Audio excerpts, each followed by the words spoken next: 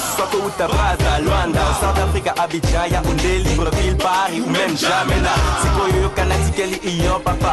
Oninga nanga yo, tika kosalanga bongo.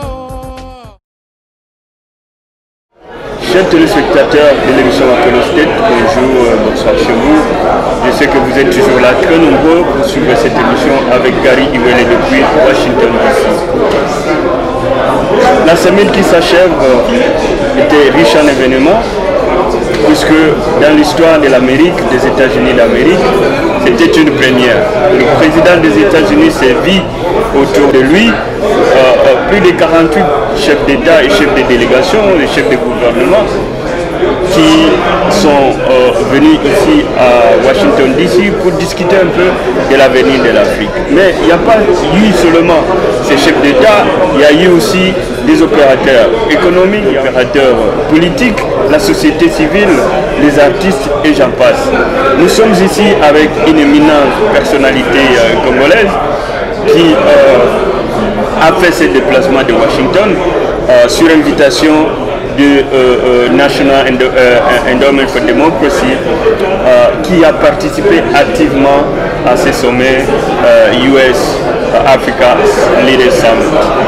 C'est l'honorable Martin Fayulu. Honorable, bonjour. Bonjour Gary. Oui, surtout merci d'avoir répondu présent à cet appel.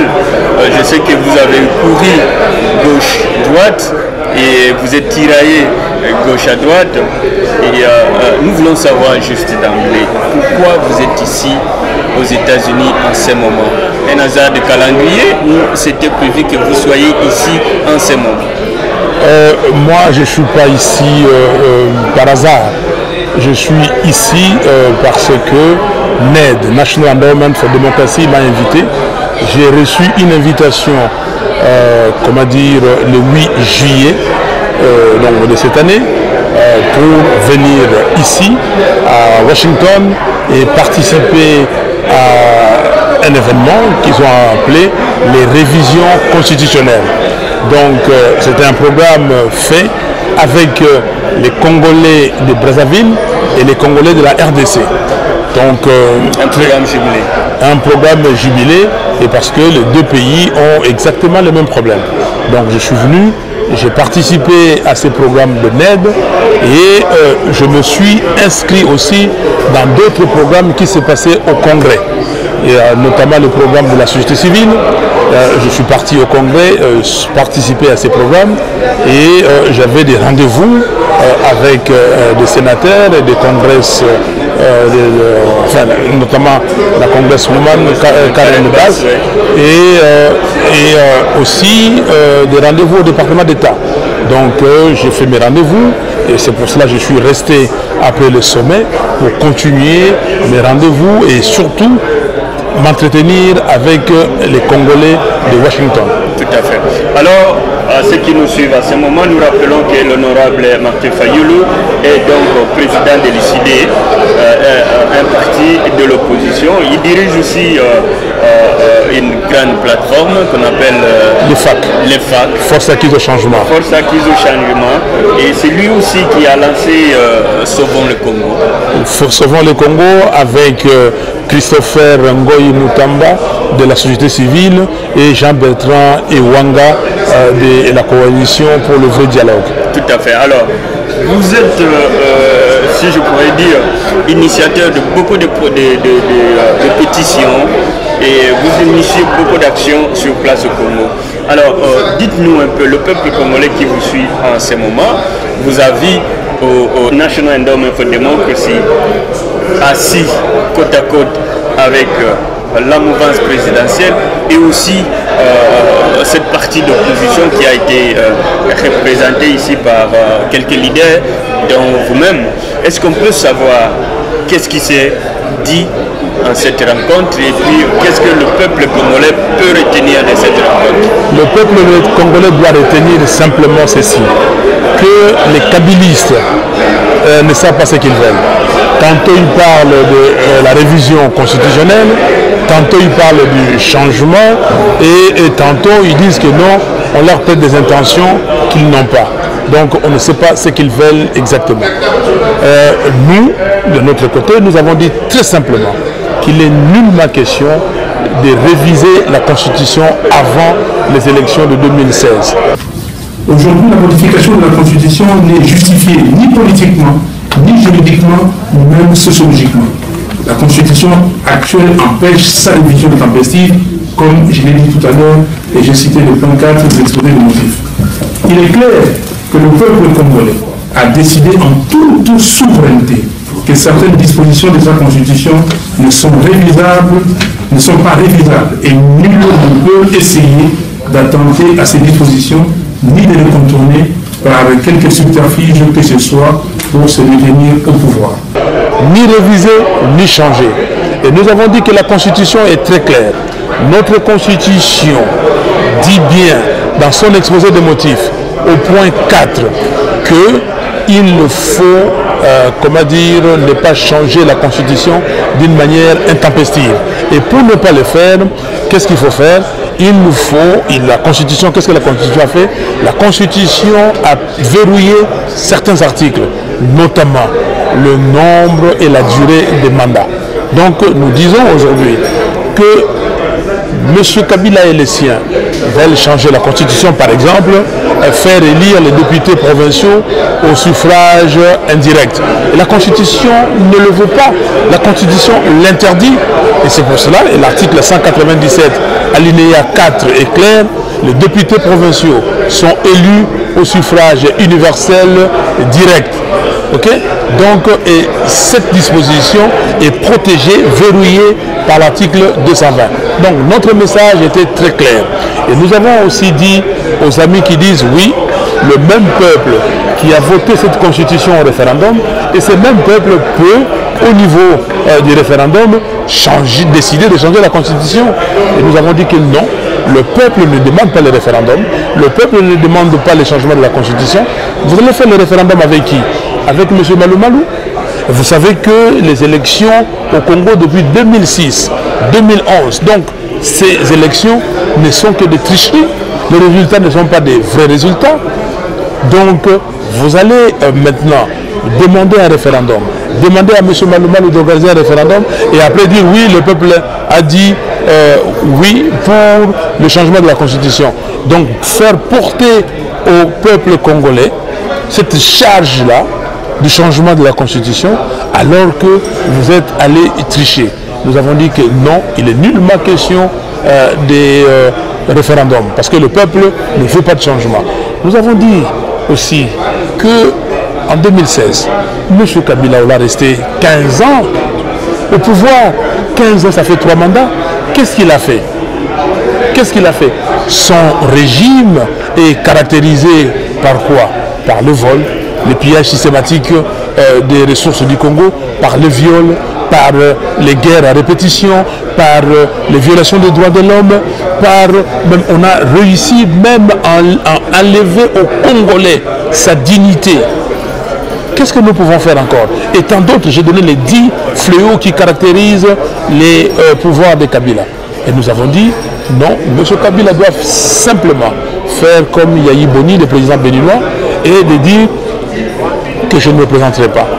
Okay? Le Congo a besoin d'une alternance. Mieux, une alternative crédible. Des gens qui connaissent les Congos. Des gens qui sont congolais dans l'âme. Des gens qui sont congolais et qui veulent le bonheur du peuple congolais. Et ces gens-là viendront, ils proposeront un programme. Et si le peuple est d'accord avec ce programme, ils choisiront. Et après, nous allons aller un mandat de 5 ans, renouvelable une seule fois. Et si le peuple dit non, c'est fini, vous partez.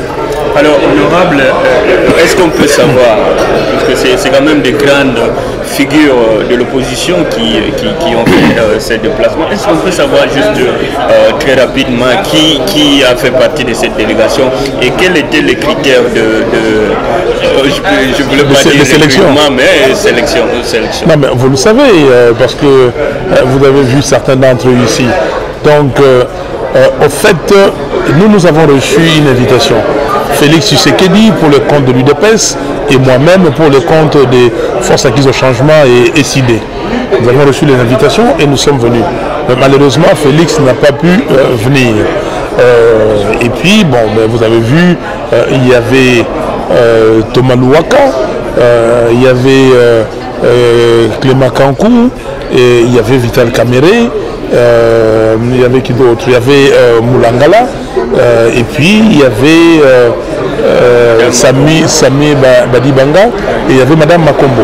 Donc c'est des gens que j'ai vus ici.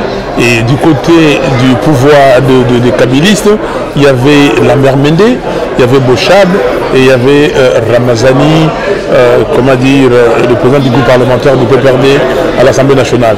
Et du côté de la société civile, il y avait Gérard Bissambou, et puis il y avait Hubert Chiswaka. Donc voilà les gens qui étaient venus pour la RDC. Et du côté du Congo-Brazzaville, il y avait seulement 2 personnes qui sont venues et les officiels ont décliné l'invitation. Et c'est comme ça qu'il y a eu même changement dans le programme. Mais bon, évidemment, le reste, vous savez ce qui s'est passé. Je ne reviens pas sur des bêtises. C'est au moins pour, si pas dire, la toute première fois qu'on voit tous ces chefs d'État venir ici aux États-Unis d'Amérique autour du président Barack Obama, qui est le président américain, de surcroît aussi le premier président noir et aussi le fils de l'Afrique. Alors, pourrez-vous donner un peu de sens à cette rencontre? On va revenir sur la rencontre de l'opposition et la majorité. Est-elle profitable à l'Afrique? Vous savez que le président Obama a été critiqué pour n'avoir pas donné beaucoup d'importance à l'Afrique. Vous savez, son premier mandat, il a été une fois en Afrique et dans un seul pays, le Ghana. Et cette fois-ci, il a fait le tour de 3-4 pays. Et je crois, et c'est ça l'essence pour moi de ces sommets. Le président Obama veut laisser un héritage. Parce que quand vous partez pour l'Amérique, il laissera pour moi en tout cas l'héritage, comment dire, de cette loi sur la santé, Medicare.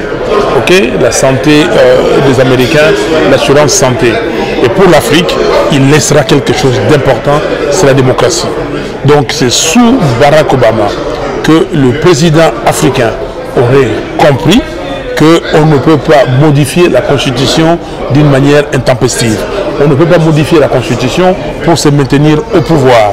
On ne peut pas modifier la Constitution et que les modifications vous profitent à vous. Donc je crois que c'est l'essence sur le plan de démocratie. Et c'est aussi pour dire à l'Afrique, nous voulons que vous soyez des pays de droit. Des pays où la loi est respectée, la Constitution est respectée. Et comme ça, nous ferons des affaires avec vous. Parce que l'Afrique, c'est un continent qui se développe très vite, qui va connaître bientôt des croissances à 2 chiffres.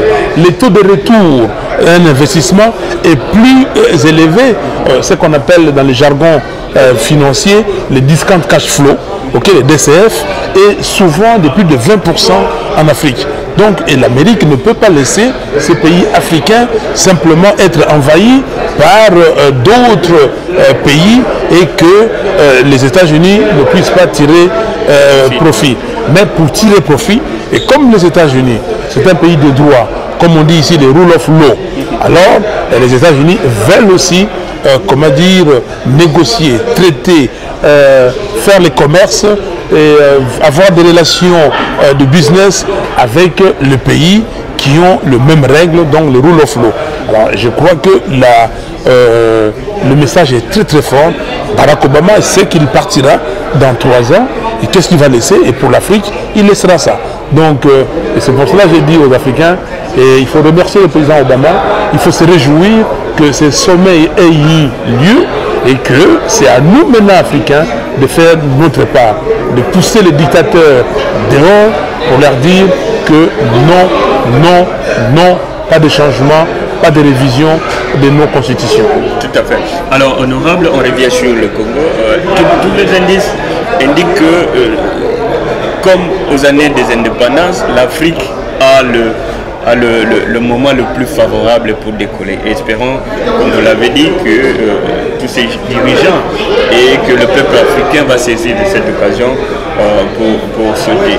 Alors, nous revenons sur la rencontre que vous avez eue. Et d'abord, les premières critiques qui viennent, c'est que est-ce que l'opposition a parlé du même langage? Nous avons entendu dans les coulisses, on a dit la signature d'un protocole de l'opposition. Je ne sais pas si vous êtes informé de ce protocole et que si vous avez signé ce protocole de Washington, pour commencer. Qui a parlé de ça? La signature d'un protocole de l'opposition ici à Washington? Tout à fait. Entre qui et qui? Entre les membres de l'opposition qui sont venus du pays. Non. Moi, j'ai fait partie d'un regroupement politique qui s'appelle le FAC, de Force Acquise au Changement. Je suis président d'un parti politique. Mon parti, SID, ne m'a pas mandaté pour signer un protocole ici. Le FAC, le Force Acquise au Changement, ne m'ont pas mandaté pour signer un protocole. Je suis membre de Sauvons la RDC. Mes amis de Sauvons la RDC ne savent pas que j'ai été venu ici pour signer un protocole d'accord. Je suis membre, des forces politiques et sociales pour l'unité d'action. Donc nous sommes avec l'UDPS et les autres, et la MPP et les autres.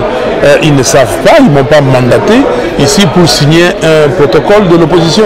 Nous avons, signé des déclarations au niveau des forces politiques et sociales pour l'unité d'action où nous sommes tous dedans pour l'unité d'action. Et la preuve, nous avons organisé un meeting populaire avec fracas et succès le lundi 4 à Njili.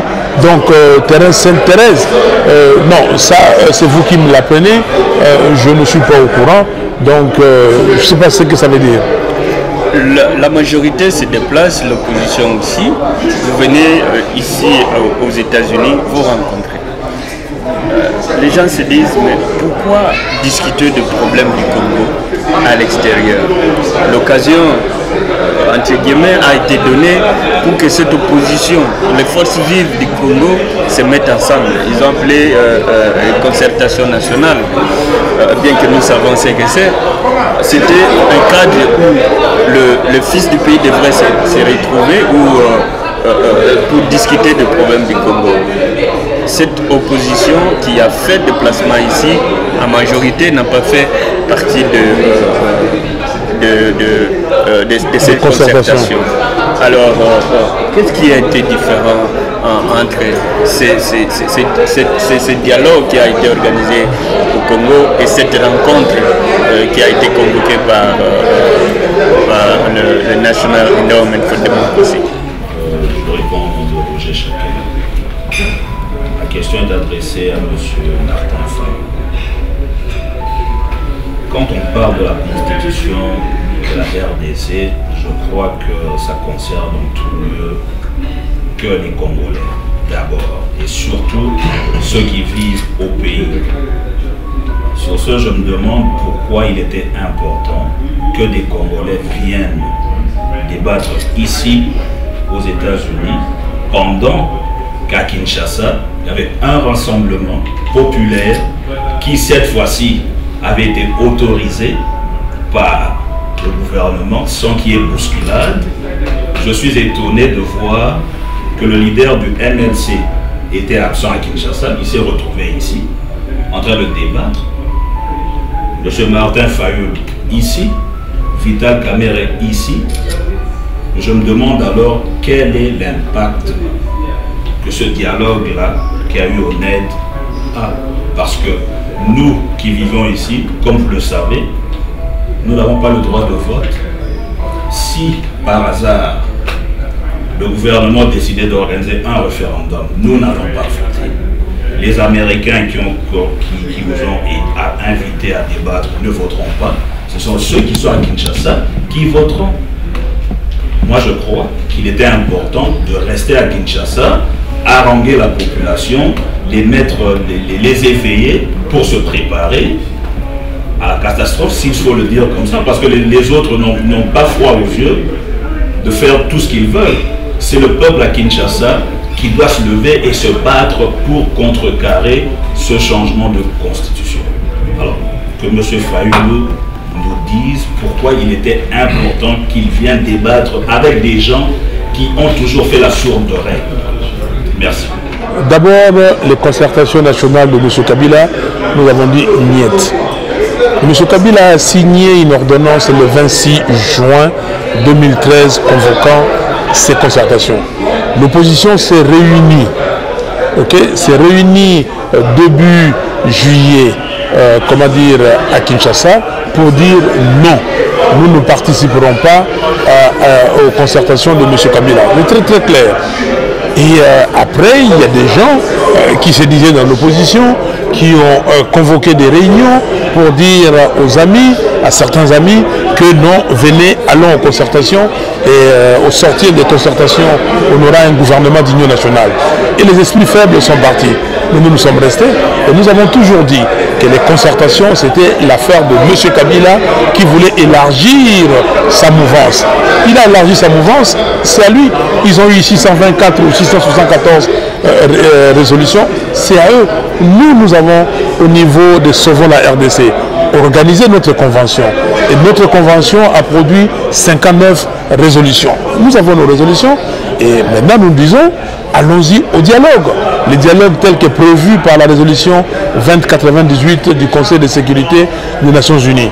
Résolution qui a été prise le 27 mars 2013. C'est ça. Donc nous ne sommes pas en ligne avec les concertations nationales. Pour nous, c'était la mouvance kabyliste. Kabila voulait débaucher. Il a débauché, mais il a constaté que ceux qu'il a débauchés, ceux-là sont des menus frétins. Ils ne pèsent pas. Alors maintenant, qu'est-ce qu'il faut faire? Nous disons que non, nous sommes des frères et sœurs. Congolais, nous devons nous parler. Et c'est pour cela que nous devons aller au dialogue. Mais ce que le NED a fait, c'est une discussion entre les deux côtés, de l'échiquier politique du Congo. C'était, venez, nous voulons savoir qu'est-ce que vous pensez. Et le NED va faire, parce que vous savez que le NED, c'est une organisation sponsorisée par le Sénat américain. Donc, ils ont pris nos commentaires, ils ont pris nos recommandations, et c'est à eux de faire, parce que nous ne vivons pas dans une sorte de vase clos. Nous sommes ensemble dans ce pays, et ce qui se passe au Congo, les gens le voient, et les pays amis qui veulent nous venir en aide, ils le font, et il faut plutôt apprécier cela. Alors, honorable Fayulu, vous arrivez à Washington d'ici, il y a un spectacle qui, si on peut appeler cela un spectacle, qu'on continue à voir ici. Et on s'est dit, est-ce que cette opposition parle le même langage? Est-ce qu'il y a un jeu franc dans cette opposition? Vous étiez parti au département d'État, il y a eu presque 2 camps, il y a eu un camp de, je peux citer un camp de Vital Kamerhe et un camp de Martin Fayulu, et tout cela, qu'est-ce que le peuple congolais peut s'attendre de ça? Parce que ce spectacle se fait ici, aux États-Unis d'Amérique. Ma question, c'est plus une remarque, une observation et une inquiétude, parce que bon, l'homme, elle s'adresse plus à l'honorable Fayulu, parce que nous savons que vous êtes venu à la tête d'une opposition qui allait dialoguer avec la majorité présidentielle honnête. Mais bon, ce que moi j'ai observé, je crois que la plupart ici ne contredira pas, c'est qu'il y a eu une sorte de cacophonie. On a vu tout d'un coup une partie de l'opposition qui a semblé pencher vers la majorité et qui semblait être plus du côté de la majorité que de votre côté. Pourtant, nous savons que ceux qui ont été invités au dialogue, il y avait l'opposition et la majorité présidentielle. Est-ce que vous pouvez nous faire un peu de lumière sur ce cas-là? qu'il y a une sorte de cacophonie et ça nous met dans... Moi personnellement, ça m'a mis dans une confusion. Ayant écouté les propos qui ont déjà été publiés sur les réseaux sociaux, je crois que nous avons besoin de lumière. Je m'appelle Marcel Tapatou. Ma question est posée à M. Fayulu. Je voulais un peu ajouter à ce que Maman Deborah a dit, qu'il y avait un peu de cacophonie à la réunion ou au débat que j'ai assisté. Bon, je voulais avoir des précisions parce que quand j'ai eu l'invitation des NED, on m'a envoyé un programme. D'abord le premier et puis il y en avait un autre. Mais dans les programmes, il n'y avait pas certains... bon, je peux lire les programmes ici que j'ai. Alain Zewala qui devait parler, Gérard Bissambou, Christian Mouzoé de Congo-Brazzaville, Martin Fayulu, Jean-Luc Mallet de Congo-Brazzaville, et puis M. Gilbert Mundela qui devait remplacer M. Félix Tshisekedi. Alors, arrivé sur place, c'est comme si tout a été changé. Vous qui étiez dans les coulisses, qu'est-ce qui s'est passé au juste? Si on peut avoir des précisions sur ça. Merci. Qu'est-ce qui s'est passé? Il y a eu un complot contre nous, contre moi-même et contre Gilbert. Donc les vraies forces de changement, c'est pas moi qui l'ai dit, et il faudra demander à NED. Alors, à NED, parce que nous, la personne qui devait faire les reportages pour nous était bloquée, il n'est pas arrivé, l'avion est arrivé en retard, il n'est pas pu se retrouver dans la salle. Mais nous avons vu certaines images sur certains sites et qui ne sont pas complètes. Il faut dire, M. Ramazani, secrétaire ou président du groupe parlementaire du PPRD à l'Assemblée nationale, il a dit clairement, il a dit que certaines personnes ont arraché la parole sur place. Et il a commencé à déblatérer sur ma personne. Je n'ai pas compris pourquoi et comment. Donc, nous ne voulons pas engager de polémique. Et je vous dis simplement que nous allons travailler. Nous allons travailler, comme disent les Kinois, moi, je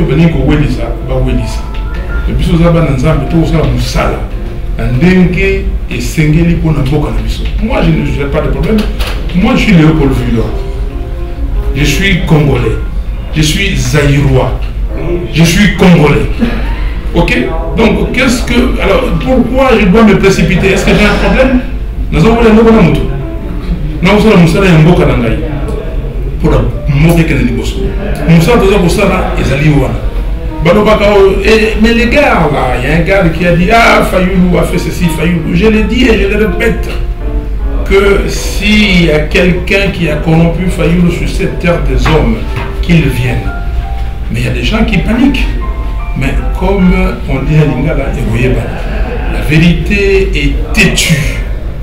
La vérité, vous pouvez tout faire, mais la vérité finit par triompher et elle triomphera. Merci beaucoup pour votre question. Alors, qu'est-ce que vous pouvez dire de cela? Écoutez, vous êtes journaliste, vous avez vu ce qui s'est passé au NED le lundi 4 août et vous savez ce qui s'est passé. Et nous sommes partis avec Gilbert Mundela de l'UDPS. Donc, tout ça, c'est des spectacles déplorables. On peut tolérer au pays, mais pas dans des grandes institutions comme ça. Mais il faut poser la question à ces personnes. C'est malheureux. Vous savez, moi, je n'ai peur de personne. Je peux vous le dire. Je crains Dieu et Dieu seul. Je le crains réellement. Et je suis quelqu'un qui construit. Vous savez que dans la réunion des NED, j'ai reçu une invitation, Félix a reçu une invitation. Il y a quelques personnes qui ont aussi reçu des invitations. Mais d'autres n'ont pas reçu des invitations. C'est grâce à moi que certaines personnes sont arrivées, comment dire, honnêtes. C'est grâce à moi. Et nous arrivons sur place, on voit des gens, comment dire, faire des aventures inqualifiables. Et on se demande pourquoi. Pourquoi? Non, nous disons simplement que Dieu est grand. Moi, je remercie mon Dieu, je remercie mon Seigneur. Je dis, comme vous dites ici, presse de l'or. Je le remercie parce que mon Dieu ne pouvait pas me laisser aller très loin. Ok? Et pour ne pas me montrer la cabale, le complot qui se faisait contre moi. Et il me l'a montré et j'ai noté et j'ai dit merci Seigneur. Je les remercie. Vraiment, je te le dis, aujourd'hui nous sommes dimanche. J'étais à l'église ce matin ici et j'ai dit parce qu'il me montre tout et il m'a montré. Et cette situation, ce n'est pas un hasard. Ok?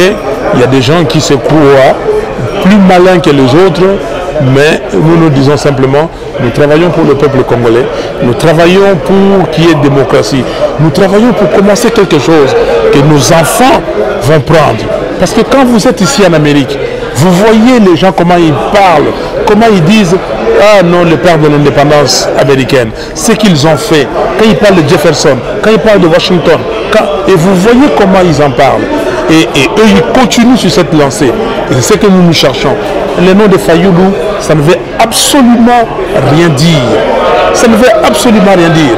C'est une contribution et je pose dans l'édifice une pierre et que les autres viendront ainsi de suite. C'est ça que nous recherchons. Alors, nous sommes partis au département d'État vendredi, 8, pour rencontrer le sénateur, l'envoyé spécial Ras Fengol, et ça s'est passé très bien. Nous avons été déjà la veille, avec l'équipe de Ras Fengol, et nous y serons encore au département d'État avec d'autres personnes le lundi. Donc nous continuons notre programme avec Gilbert Mundela et comme j'ai dit tout à l'heure, nous avons vu des sénateurs, nous avons vu des congressmen, congresswomen et donc nous continuons pour le bonheur du peuple congolais. Alors, parmi les points, nous allons chuter par là, parmi les points qui ont été abordés ici, c'était la révision constitutionnelle, mais aussi vous avez proposé le dialogue qui remettrait le peuple congolais ensemble. En quoi ce dialogue serait-il différent de ce qui a été convoqué avant? Ce qui a été convoqué par M. Kabila, ce sont les concertations qui a réuni sa mouvance, peut-être élargie. Mais maintenant, c'est sa mouvance, là, élargie, et nous, et la société civile et la diaspora, nous devons nous mettre ensemble pour d'abord nous mettre d'accord et dire que non, pas de révision constitutionnelle ni de changement de constitution. 1. 2. Et nous mettre d'accord sur les élections à venir. Comment nous allons organiser les élections? Nous disons qu'il faut commencer par les élections provinciales, c'est-à-dire les élections des députés provinciaux et des gouverneurs et vice-gouverneurs de province. Et après l'élection sénatoriale. Okay? Et maintenant en 2016, c'est-à-dire septembre 2016, organiser l'élection du président de la République et l'élection des députés nationaux. Voilà ce que nous nous proposons. Et nous devons nous mettre d'accord sur la CENI. Qui dirige la CENI? Comment assurer la neutralité de la CENI? Organiser, aller plus loin dans le détail. Comment seront organisés les bureaux de vote, les bulletins de vote, le dépouillement, la publication des résultats. Comment il faut, dans le moindre détail, comme les Ghanéens ont fait. C'est comme ça que les Ghanéens ont fait et maintenant ça fait une quinzaine d'années que les Ghana a des élections crédibles et appréciées dans tout le monde entier. Donc nous devons nous asseoir et dire voilà, le Sénat est illégitime parce que hors délai, hors mandat, les assemblées provinciales, les gouverneurs de province sont illégitimes, hors délai, que devons-nous faire? Et après, nous continuons. Comment est-ce que la police, l'armée nationale, les services de sécurité seront totalement, indépendants, neutres? Comment est-ce que nous pouvons avoir accès aux médias, officiels de tout le monde? Que le média, la RTNC n'appartient pas à M. Mende, la RDC n'appartient pas au PPRD. Pourquoi Fayoulou ne peut pas passer à la RTNC? Ok? Donc c'est des choses comme ça que nous devons dire. Nous devons dire pourquoi on a arrêté M. Ewanga. Pourquoi Jean-Bertrand Ewanga a été arrêté. Donc nous ne pouvons pas accepter. Nous faisons un meeting et nous écrivons à l'autorité urbaine. On nous dit, voilà, nous prenons acte et on se met d'accord sur comment ça va se passer. Et après, tout le monde a dit la même chose. Okay? Pourquoi on doit arrêter mon frère Jean-Bertrand Ewanga? Et nous disons non, il faut que Ewanga sorte. On ne peut pas continuer avec de telles aventures. Parce qu'on pouvait peut-être le tuer comme on a tué Floribert Chebeya, mais cette fois-ci, ils ont dit bon, on le prend et on le met au Niouf. Donc nous ne pouvons pas accepter. Donc le dialogue, c'est pour s'assurer du cadre dans lequel les élections à venir vont se passer. Honorable Fayulu, candidat en 2016. Écoutez, c'est prématuré. Nous avons des préalables comment dire, à mettre en place. Et vous êtes ici aux États-Unis, c'est vous qui dites you have to stay focus. Ok? Le focus est là, comme je vois, et je regarde. Nous avons des préalables et le peuple jugera lui-même le temps, le moment. Et comme on dit en français, avant l'heure, ce n'est pas l'heure. Même si après l'heure, ce n'est pas non plus l'heure, mais avant l'heure, ce n'est pas l'heure. Donc aujourd'hui, je suis en train de travailler. Et je vous dis et je le répète, Dieu m'a confié une mission sur cette terre des hommes. Okay? Dieu sait, il connaît cette mission. Et c'est cette mission et que je réaliserai pour être utile à mes frères, pour être utile aux générations présentes et être utile aux générations futures. Nous devons laisser un héritage. L'héritage que nous devons laisser aux Congolais, aux enfants, aux petits-enfants, aux arrière-petits-enfants, c'est un, le respect des lois. Okay? Deux, les valeurs. Okay? Les valeurs. Et nous devons rester les valeurs. Et trois, un pays qui est en marche, qui se développe. Et pour que les filles et les fils du Congo puissent saisir les opportunités et, comment dire, s'émouvoir correctement pour qu'ils soient respectés. Contrairement à toute la délégation ou toutes les délégations qui ont fait le déplacement, que ce soit de la majorité comme de l'opposition, l'honorable Fayulu est le seul à chercher à rencontrer la diaspora, à discuter encore avec la diaspora. C'est pourquoi. Mais moi, j'ai cherché la diaspora parce que c'est mieux. Il a été prévu d'ailleurs pour parachever un peu, il a été prévu une conférence de presse qui a été convoquée par l'opposition. Nous nous sommes pointés et ce n'était pas ça. Alors, mais vous cherchez à rencontrer la diaspora, c'était pour nous qui sommes la diaspora. Parce qu'à chaque fois qu'il se pose des problèmes pareils, des discussions qui engagent le pays, c'est comme si nous nous sommes jetés dans les oubliettes, nous qui sommes dans la diaspora. Et ils se choisissent, je peux dire, ils se choisissent que des têtes qui sont à Kinshasa. Et nous ne sommes pas représentés. Même quand on parle de la société civile, nous ne sommes pas représentés. Mais par après, quand il s'agit de mettre la pression, tout le monde se réfère à la diaspora et demander à la diaspora de faire des marches, demander à la diaspora nous vous soutenons, demander à la diaspora tant, demander à la diaspora ça. Et c'est comme si, dans de grandes décisions, c'est les internes, mais au fond sur le terrain, c'est la diaspora.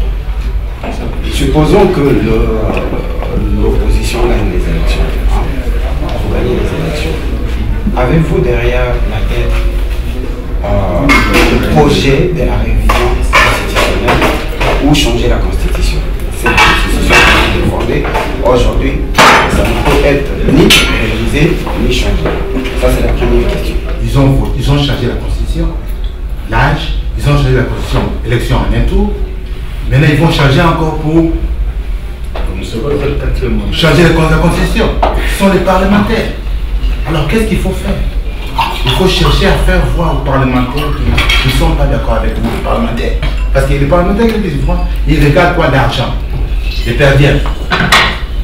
Les parlementaires ne regardent que l'air perdien. Ils sont là pour l'argent.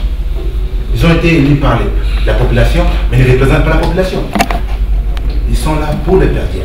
Alors, J'ai parlé à un infirmière ici, je vais citer le nom, j'ai demandé est-ce que M. Faye ne peut pas donner à la diaspora la liste des parlementaires pour que nous utilisons ça pour lancer un message aux parlementaires. Si vous changez la constitution, vous êtes banni. Est-ce qu'il n'y a pas moyen pour sortir d'ici? Puis je sais que les Congolais aiment toujours qu'on aille discuter quelque part là où il y a des gens pour qu'ils se mettent ensemble. C'est comme les Congolais qui viennent du pays pour venir se battre sur la terre américaine. Or, nous ne savons pas quel est l'agenda des Américains. Nous ne le savons pas. Mais nous venons nous battre ici. Bon, nous venons Congolais. Nous sommes ensemble ici. C'est comme si on ne se met pas d'accord. Si demain, Ross Frengo nous appelle la communauté congolaise de venir autour de la table, qui vont aller, qui ne vont plus aller. Il s'est battu pour être là et puis vous le donnez comme ça? Non. Il va se battre. Mais quelle est votre stratégie? Est-ce faire partir un homme? Qu'est-ce que vous proposez aux Congolais après cet homme? Parce que les hommes changent. Hein? C'est un jeu. Le jeu est le même. Les pions changent. À l'Est, quand ça a commencé, c'était les musées et les autres. Ils sont partis. Il y a eu un certain Jules Moutebouzi, je crois, qui est parti. Il y a eu un autre qui est venu, qui est Koundawa-Touare, et puis, mais le jeu était le même. Donc Kabila peut partir. Mais est-ce que ce jeu-là ne sera pas toujours le même? Je ne sais pas la personne qui a convoqué la conférence de presse. Qui est parmi les orateurs? Non, on a mis mon nom, peut-être pour demander aux Congolais de venir. Moi, je n'étais pas là et je n'étais pas prévu. Moi, j'ai demandé à rencontrer mes frères et sœurs et partout où je passe, dans tous les pays où je vais, que ce soit en Europe ou aux États-Unis, je cherche à rencontrer les Congolais et discuter avec eux. Et je suis fier et je suis content que les Congolais soient venus nombreux aujourd'hui. Et nous avons partagé, et j'ai compris leurs préoccupations, et nous allons les intégrer dans nos stratégies pour aller de l'avant. Les Congolais appartiennent à tout le monde, à nous tous. Nous tous, 73 millions ou plus de Congolais, nous devons tout faire pour laver cet affront, cette honte-là. Ça doit nous quitter le plus rapidement possible. Ce pays doit retrouver. Nous avons une vision que le monde nous a laissée. Les centres du rayonnement de l'Afrique tout entière. Et voilà ce que je cherche. Je porte ma contribution et là où les autres Congolais viendront prendre, quand je ne serai plus de ce monde, ils prendront, ils continueront et les enfants du Congo seront contents de savoir qu'il y a eu certaines personnes dans ce pays qui ont lutté, qui se sont battus pour que le Congo soit réellement indépendant, pour que le Congo soit réellement démocratique, pour que le Congo soit un pays développé. Alors, mais ce qui manque, c'est le leadership. Un leadership crédible, un leadership visionnaire, un leadership responsable, un leadership qui a vraiment les commitments, l'engagement. Et nous disons aujourd'hui, il n'y a plus de temps à perdre. On a suffisamment perdu du temps et aujourd'hui il faut y aller pour sauver le peuple congolais. Merci honorable Fayoulou pour votre temps et tout ce que nous pouvons dire, bonne chance et bon retour au pays. C'est moi qui vous remercie. Merci honorable. Merci. Merci beaucoup.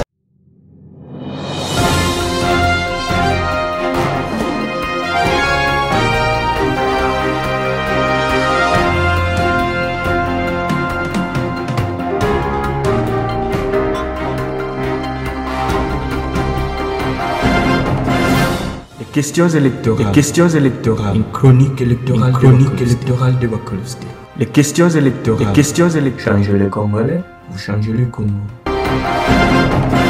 Et nous avons l'honneur de recevoir aujourd'hui une grande personnalité de la diaspora congolaise, à la personne de M. Gilbert Mondela, qui est membre du directoire de l'IDPS, qui est ici aux États-Unis depuis très longtemps. C'est le plus une personne à présenter. Monsieur Gilbert Mondela, bonsoir. Bonsoir, Gary. Alors, merci surtout d'avoir accepté cette invitation. Nous vous faisons cette invitation spécialement puisque vous avez fait partie aussi de toutes ces tractations qui ont constitué les US Africa Leaders Summit. Vous étiez, vous, en tant que membre de l'UDPS, ensemble avec le membre de l'opposition au National Endowment for Democracy.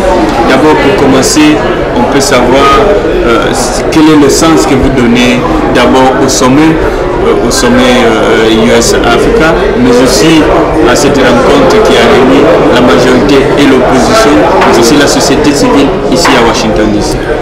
Bon, le sommet USA-Africa a été constitue d'ailleurs une opportunité formidable qui a permis aux Américains d'entendre les Africains, d'entendre ce que les Africains font et de s'ouvrir aussi aux réalités africaines. Ceci autant pour les Africains d'entendre les Américains et d'entendre ce que les Américains attendent des Africains. Ça a été une opportunité parce qu'après plus de 50 ans d'indépendance, aucun président américain n'a songé à ce genre de rencontre. Surtout avec l'Afrique. Surtout avec l'Afrique. L'Afrique a toujours été considérée comme un terrain conquis par l'Europe et qui était fermé à l'Amérique. Le président Obama a pris conscience, non seulement parce qu'il est lui-même africain, et qu'il a dit, c'est comme un peu dans la Bible. Vous vous souvenez, dans la Bible, il y a Joseph qui a été vendu par ses frères. Et il y a eu, au moment où il y a eu la famine, c'est Joseph qui a fait appel à ses frères pour les aider à se relancer et à avoir à manger. Aujourd'hui, notre Joseph n'est pas esclave, n'a pas été vendu par ses frères. Notre Joseph est un fils né en tant qu'homme libre et qui a pris le temps de dire je vais aider mes frères, je vais leur donner la chance de pouvoir faire quelque chose. Et c'est ainsi que c'est une métaphore biblique que beaucoup ne comprennent pas, mais si vous suivez vraiment les paroles de l'Éternel, vous comprendrez qu'il y a quelque chose de spirituel dans tout ce qui s'est passé. C'est une première.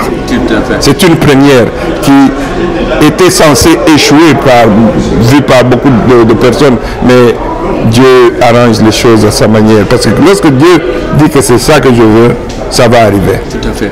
Alors, il y a le nom de Félix Tshisekedi qui a été cité pour représenter au moins l'UDPS, votre parti ici aux États-Unis. Mais à ce sommet, voulais-je dire, mais curieusement, ce monsieur Mundela qui tombe comme un cheveu dans la soupe. Non, pas comme un cheveu dans la soupe, parce que si vous vous souvenez, je fus le premier représentant de l'UDPS aux États-Unis. J'ai ouvert, j'ai fait les activités de l'UDPS aux États-Unis. Donc, le président national, au vu de l'urgence, vu l'importance du sommet, a daigné me choisir en remplacement à M. Félix Tshisekedi Tshilombo, qui n'a pas pu venir. C'est ainsi que je me suis retrouvé ici comme envoyé spécial. Et les capacités que j'ai et les connaissances que j'ai m'ont permis de faire le peu que je pouvais pour aider notre parti. Vous avez représenté valablement l'UDPS, il faut le dire, puisque depuis des années, vous avez été représentant de l'UDPS ici. Nous avons connu tout le travail que vous avez abattu. C'est là on n'y revient plus. Mais est-ce qu'on peut savoir juste en deux mots pourquoi Félix n'est pas venu? Bon, il y a eu des petites difficultés administratives et je ne peux pas élaborer plus parce que je n'ai pas parlé avec lui directement pour savoir ce qui a empêché. Mais l'agenda qu'il a aussi en Belgique était lourd et c'est ainsi que j'ai pu couvrir. Je crois qu'il aurait peut-être été mieux qu'il vienne, mais comme ce n'a pas été le cas, j'ai fait le travail que le parti qui m'a demandé de faire. Je suis un combattant et je le reste. Tout à fait. Alors, dites-nous en deux mots, qu'est-ce qui s'est dit dans cette rencontre? Cette rencontre, et aussi la majorité. Et si vous voyez bien de toutes les activités qui se sont passées ici à Washington durant ce sommet, il n'y a eu que deux pays pour lesquels on a organisé une table ronde informelle. Le Congo-Kinshasa, la République démocratique du Congo, et le Congo-Brazzaville. Et à mon grand étonnement, le Congo-Brazzaville n'a pas envoyé ses délégués gouvernementaux pour le représenter à cette table ronde. Par contre, le Congo-Kinshasa était représenté. Ce qui nous a permis en somme d'échanger, de donner chacun nos points de vue sur la situation qui prévaut au pays en relation avec la thématique qui nous avait été proposée, la révision de la Constitution. Le gouvernement a essayé de défendre ses positions. Comme je vous le disais, il y a eu deux positions. Une position qui était pour la révision, qui se justifiait par certains argumentaires, et l'autre position qui était le changement de constitution, parce que c'était une constitution de belligérants qui était défendue par M. Bochab. Vous comprenez bien que nous ne cherchions pas à venir ici en tant que de presse pour défendre le pour ou contre de la Constitution, parce que notre problème c'est la légitimité, le manque de la crise de légitimité qui sévit au pays. En 2011, M. Kabila n'a pas été élu. Il a usurpé le pouvoir parce qu'il a les forces militaires et, comme vous le dites, comme on l'a dit bien par M. Minakou, ils vont répéter la même chose qu'ils ont fait en 2006 et en 2011. Donc, prendre encore le pouvoir par force. Et nous ne pouvons pas venir cautionner de telles choses. Donc pour nous, c'était faire comprendre à la communauté internationale, notamment à nos partenaires américains, que nous ne devons plus encourager ce genre de choses et qu'on doit restituer le Congo dans ses droits, c'est-à-dire régler le problème de crise de légitimité qu'il y a chez nous. Donc pour nous, la Constitution, c'est un sujet que nous allons entrevoir lorsque nous allons aller aux élections qui seront organisées par le pouvoir élu et conduit par M. Etienne Tshisekedi. Vous avez parlé aussi du dialogue. Et les gens crient, d'abord vous venez au dialogue, ça vous fait quoi vous mettre ensemble encore avec ces gens que vous combattez, vous trouvez les gens, le ministre Mendy était là, le professeur Bochab, tous ces gens, ça vous fait quoi d'abord vous retrouver autour d'une même table et parler? Lorsque nous nous retrouvons entre Congolais, nous ne pouvons que parler. Nous sommes Congolais. Nous ne nous battons pas pour nous diviser, nous tuer. Nous devons nous arriver à dire ensemble qu'est-ce que nous faisons pour le Congo. Mendy a peut-être sa façon de voir comment les choses peuvent aller, qui est une façon qui ne nous a conduit nulle part. Et nous disons, nous allons diriger autrement. Nous allons respecter les lois du pays. Nous n'allons pas violer la Constitution comme vous le faites. Nous n'allons pas encourager la corruption. Nous n'allons pas promouvoir le chômage. Nous allons changer la dynamique pour que le Congolais puisse jouir de ce que Dieu lui a donné comme don, la richesse et aussi ce pays. Nous sommes Congolais et nous vivons comme si nous étions en conflit entre nous alors que nous n'en avons pas. Nous sommes aujourd'hui dirigés par un système qui est un système prédateur, qui n'est pas un système qui répond aux besoins de la population. C'est ça que nous voulons changer. C'est un système qui a fait des concessions et qui n'est fait que sur des trahisons. Nous ne pouvons plus continuer comme ça. Imaginez-vous aujourd'hui, ils sont en train de débattre des frontières du pays. Mais de quel droit? De quel droit?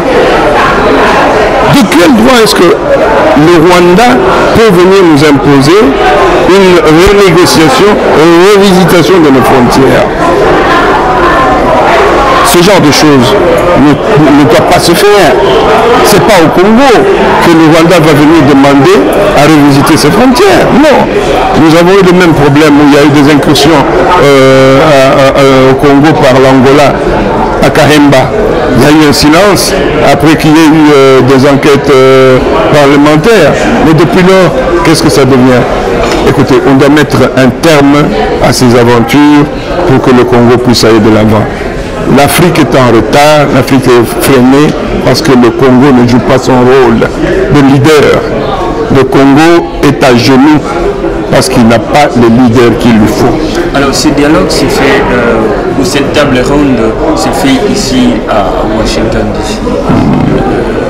Vous réclamez aussi le dialogue dans cette table ronde qui s'est passée.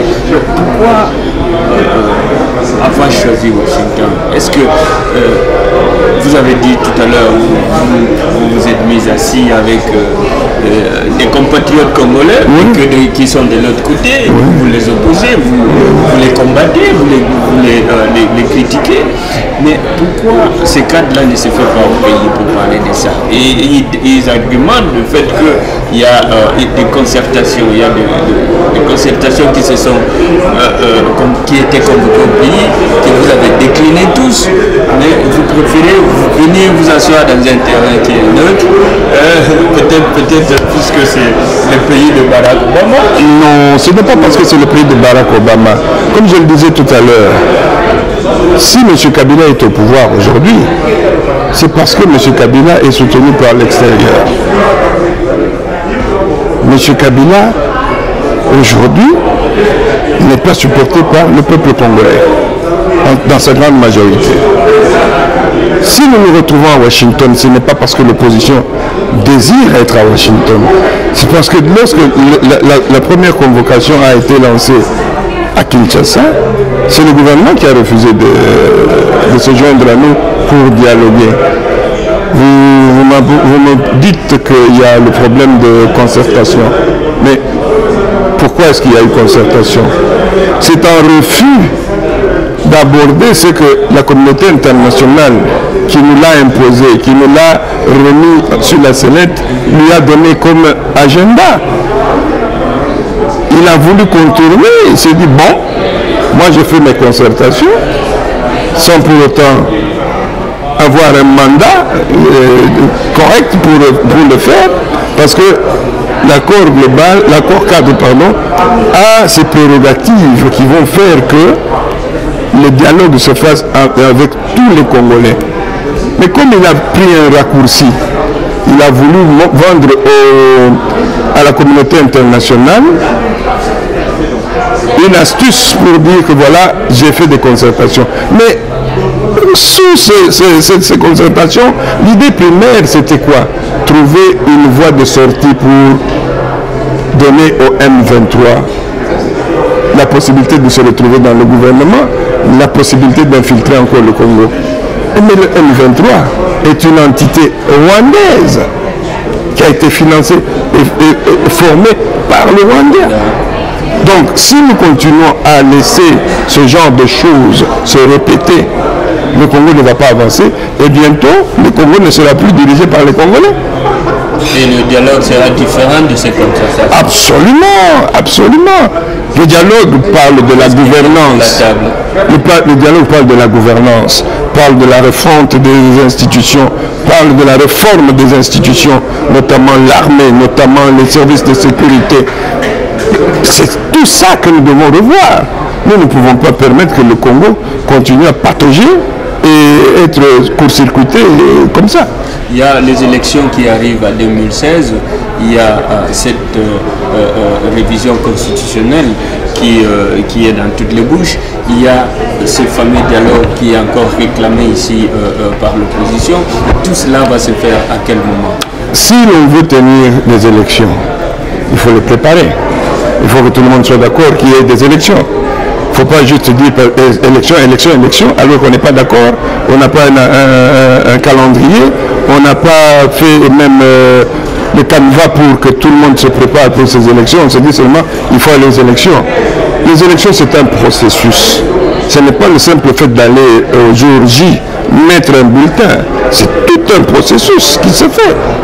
Et si nous ne faisons pas un dialogue qui va nous permettre de préparer ce processus, de paver les voies et moyens pour organiser ces élections, nous n'allons pas avoir des élections crédibles.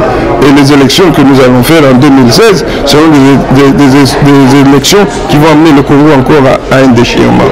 Nous ne voulons pas de ça. Il y a eu trop de Congolais qui sont morts et nous ne pouvons pas continuer, vous et moi ou qui que ce soit, à décider sur la vie des Congolais et dire on va encore les tuer. Monsieur Mundela,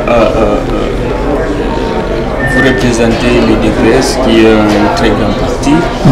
Vous arrivez à une rencontre de cette envergure.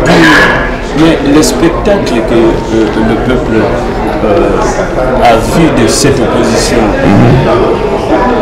sur laquelle elle jure, sur laquelle elle compte, n'était pas digne de cette opposition. Qu'est-ce qui s'est passé? Nous avons vu des spectacles.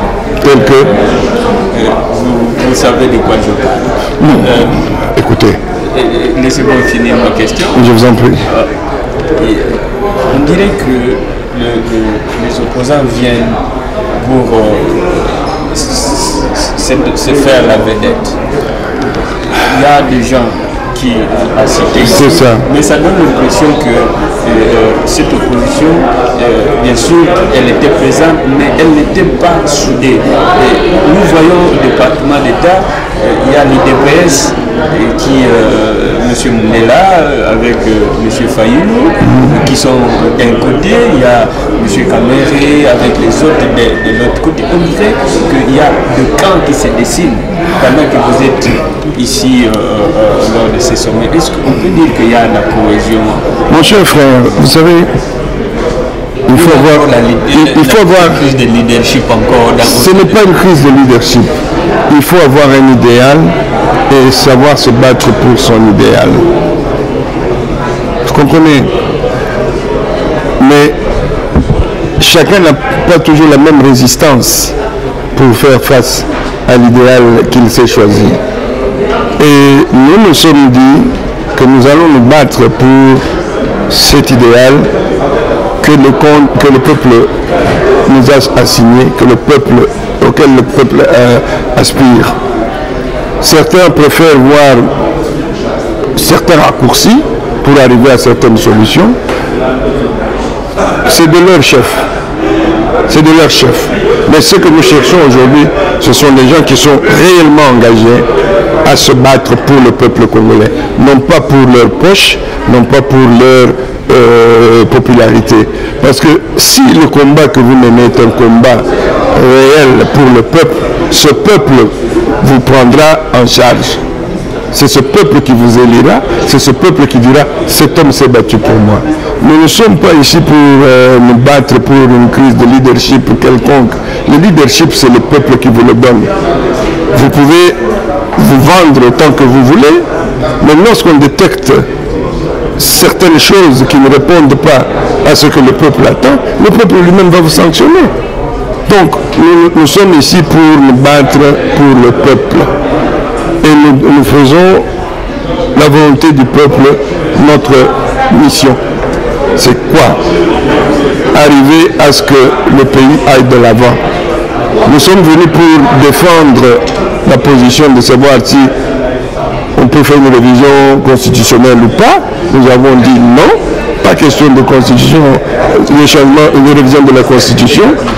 Et si certains pensent qu'il faut jouer sur les mots pour arriver à un compromis, nous ne sommes pas là pour ça. Nous sommes là pour dire non, c'est non. La société civile a dit non. La société civile, c'est pratiquement le peuple. Et bien que les partis politiques aussi sont une émanation du peuple. Nous disons non. Et c'est ainsi que nous allons procéder.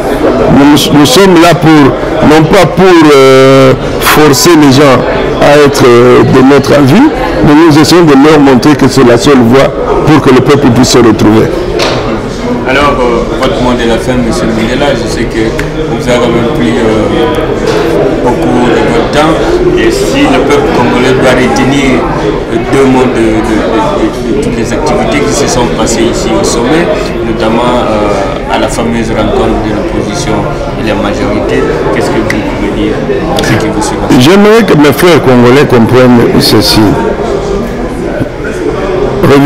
Revoir la Constitution n'est pas un tabou. Nous pouvons revoir la Constitution. Mais pour quels objectifs? Les constitutions en Europe, en Amérique ont été amendées pour le bien-être des populations et non pas pour asseoir la suprématie d'un individu à qui on doit tout pour gérer le pays. Nous sommes aujourd'hui tous en train d'aller vers la fin de notre séjour terrestre. Que laissons-nous à nos enfants? Que laissons-nous à nos petits-enfants? Allons-nous laisser seulement des querelles? Question de savoir les anges sont féminins, sont mâles ou femelles, ou nous allons bâtir un pays où tout enfant du Congo se sent à l'aise, se sent heureux. Nous devons penser au Congo. La constitution ne doit pas être pour Gary, ne doit pas être pour Etienne Tshisekedi, elle ne doit pas être pour Vital Kamerhe, excusez-moi, ne doit pas être pour Lambert Mende, elle doit être pour les Congolais, pour que les Congolais se retrouvent dans ça. Vous voyez, nous avons même souligné cela parce que nous sommes divisés. Nous sommes divisés parce qu'il y a un groupe qui veut rester avec son soi-disant Raïs, alors que la majorité des Congolais veut qu'il y ait une alternance, qu'il y ait un changement pour que d'autres choses soient faites, soient tentées pour que le pays aille de l'avant. Le pays aujourd'hui, si vous regardez les statistiques, avec tout le potentiel disponible au Congo, nous constituons un des pays, si pas le plus pauvre au monde. Est-ce normal? Alors que nous avons tout. Nous avons tout. Nous sommes, le Congo, le seul pays, et je le dis bien, qui peut fermer toutes ses frontières et vivre. Parce que nous avons et le sol et les ressources pour faire de ce pays-là un paradis. Mais nous n'avons pas de dirigeants qui comprennent ce que c'est que le Congo. Nous n'avons pas de dirigeants qui comprennent ce que c'est que le peuple congolais, qui ne comprennent pas comment est-ce que le peuple congolais peut vivre en harmonie. Aujourd'hui, nous sommes un peuple uni, nous sommes un peuple qui doit rester uni et qui doit se défendre contre toute invasion extérieure. Le Rwanda nous a envahis, l'Ouganda nous a envahis, mais nous ne faisons que des concessions à ces pays-là. L'Angola à un certain moment donné. Mais est-ce que les Congolais ne peuvent pas se réveiller et regarder et dire mais le Congo n'est pas un pays avec lequel on peut jouer? L'Angola n'est pas plus riche que le Congo. Le Congo est potentiellement plus riche que tous les pays africains. Mais les Congolais ne le savent pas. Et imaginez aujourd'hui, les millionnaires qui sont au Congo, qui sont-ils? Tous des étrangers. Si vous pouvez me citer 10 millionnaires congolais, je dirais qu'il y a quelque chose de sérieux au Congo. Mais il n'y en a pas. Et est-ce que ça, c'est un gouvernement qui travaille pour son peuple? Nous devons arrêter ce jeu-là. Voilà, monsieur Gilbert Mundela, digne fils du Congo. Le Congo est fier de vous. Merci pour tout le travail que vous faites pour qu'il y ait un changement de vie dans ce pays. Alors, chers téléspectateurs, nous sommes arrivés à la fin de cette rencontre, de cette émission. Vous avez suivi, il y a eu tour à tour l'honorable Fayulu, qui est président de l'ICD, et aussi qui a fait ses déplacements de Washington ensemble avec M. Gilbert Mundela de l'IDPS et d'autres membres de l'opposition qui ont été ici à Washington durant toute cette semaine d'intenses activités qui les ont conduits au congrès, au département d'État et partout ailleurs. Et cela, je vous rappelle aussi qu'il y a eu cette rencontre, ce sommet historique qui a été organisé pour la toute première fois ici aux États-Unis par le président américain, qui réunit autour de lui plus de 48 chefs d'État et chefs de gouvernement. Mais une particularité aussi, c'est que c'est organisé par le premier président noir, encore de surcroît, le fils d'un Africain. Alors en tout cas, merci de nous avoir suivis et je vous donne rendez-vous pour la prochaine fois. C'était Gary Wele pour Vacances. Si les Congolais se donnaient la peine de dire je me bats pour le Congo, voici $10. voici mes 5 $, voici mon timbre, voici mon enveloppe, voici le papier, voici l'encre, voici le bic. Vous croyez qu'on ne serait pas loin? C'est bien de dire que la diaspora, nous crions, nous faisons ceci. Même pour les calicots, c'est toujours certains individus qui doivent sortir l'argent pour payer ces histoires et puis on se retrouve, on fait des photos. Bon, nous ne sommes pas ici dans le végétariat. Battons-nous pour le Congo. Battons-nous pour le Congo. Moi, je dis toujours ceci aux Congolais. Et j'étais à l'université, au campus. J'ai dit aux Congolais, le projet de société du Congo, il est là, unique et clair et transparent. C'est l'hymne national. L'hymne national, il nous dit quoi? Debout Congolais, ça dit quoi? Nous ne devons plus continuer à rester comme ça, nous cacher. Unis par le sang. On s'est chamaillé, on s'est dit les mauvaises choses, on s'embrasse. Sommes-nous capables de faire ça? Au sortir de cette région ici, est-ce que nous sommes capables de nous regarder en face du bon? C'est ça qui va faire que le Congolais sera respecté et le Congolais aura un message à envoyer à tout le monde. On est en train de parler de...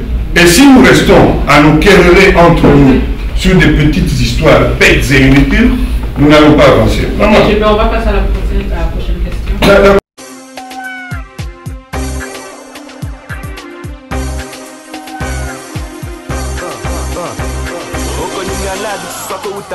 Luanda, South Africa, Abidjan, Yaoundé, Libreville, Paris ou même Jamena. C'est quoi yo canati keli iyo papa.